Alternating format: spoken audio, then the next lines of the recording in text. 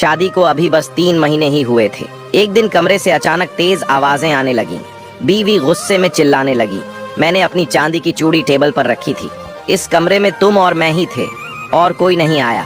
मुझे पूरा यकीन है इसे तुम्हारी माँ ने ही उठाया है। पति ने शांत रहने की कोशिश की, कई बार कहा अपनी जुबान संभालो, माँ पर इल्जाम मत लगाओ, लेकिन पत्नी थमने का नाम नहीं ले रही थी। अब वो ऊंची आवाज में बोल रही थी जैसे कोई लड़ाई लड़ रही हो। पति की सहन शक्ति जवाब दे गई। गुस्से में आकर उसने पत्नी के गाल पर एक तमाचा जड़ दिया।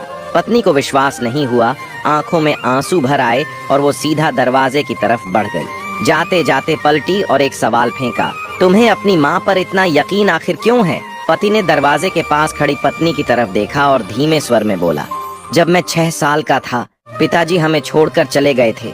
घर में रोटी के लाले थे। माँ दूसरों के घरों में झाड़ू पोंछा करती थी ताकि मुझे एक वक्त की रोटी मिल सके।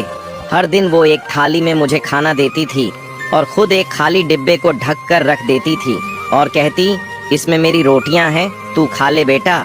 मैं भी अपनी आधी रोटी बचाकर कह देता, माँ मेरा पेट भर गया, और माँ उस बची हुई रोटी से अपना पेट भरती थी। आज जब मैं 2 वक्त की रोटी कमा रहा हूँ तो क्या मैं ये भूल जाऊं कि मेरी माँ ने अपनी भूख मार कर मुझे बड़ा किया? जिसने अपने हिस्से की रोटी मुझे दे दी थी, क्या वही माँ अब बुढ़ापे में एक चूड़ी के लिए लालची हो जाएगी? क्या वो अब इस उम्र में चोरी करेगी? ये सोच भी नहीं सकता। ये शब्द दरवाजे के पीछे खड़ी माँ भी सुन रही थी। उसकी आंखों से आंसू बहने लगे, मगर वो आंसू गर्व और संतोष के थे। माँ के लिए एक कमेंट जरूर करें और इसी तरह की कहानियों के लिए हमारे पेज के साथ जुड़े रहिए।